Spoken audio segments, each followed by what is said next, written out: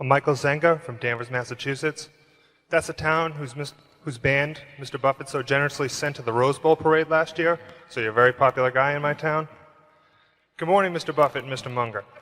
Mr. Buffett, I wanted to ask you this question last week when I ran into you after Gillette's annual meeting, but I choked.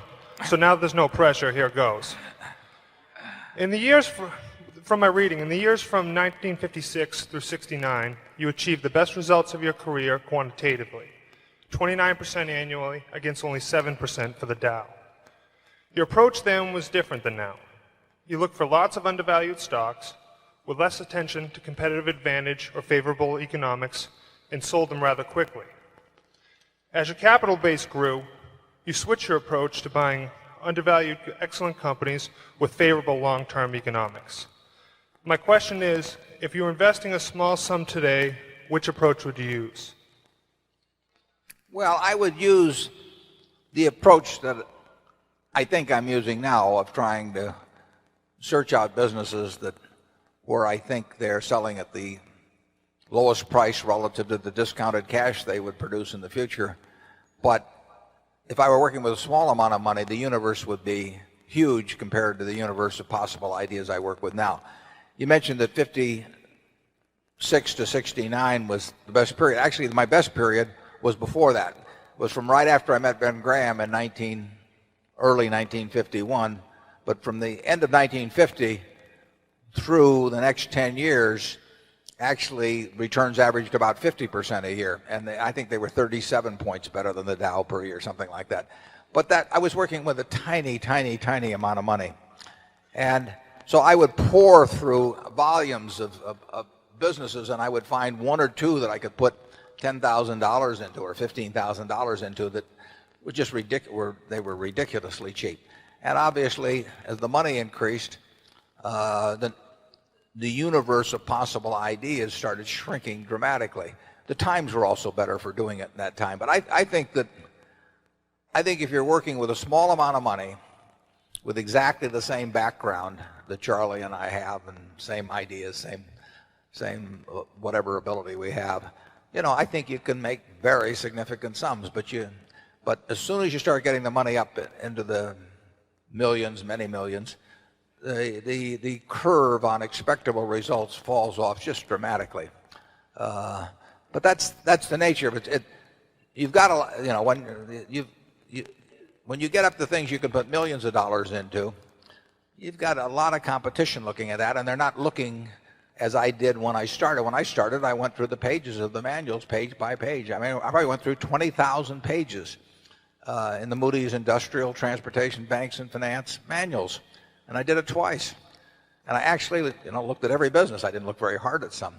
Well, that's not a practical way to invest tens or hundreds of millions of dollars. So I would say if you're working with a small sum of money and you're really interested in the business and willing to do the work, you will find something. If you were, there's no question about it in my mind. You will find some things that promise very large returns compared to what we will be able to deliver with large sums of money. Charlie?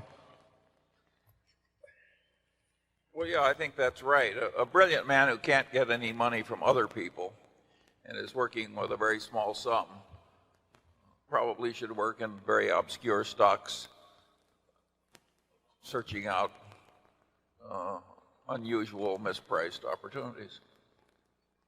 But that's such a small world.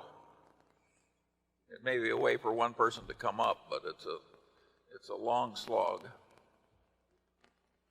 Yeah, most smart people, unfortunately, in Wall Street figure that they can make a lot more money, a lot easier, just by one way or another, getting an override on other people's money or delivering services in some way that people. And the monetization of hope and greed, is a way to make a huge amount of money.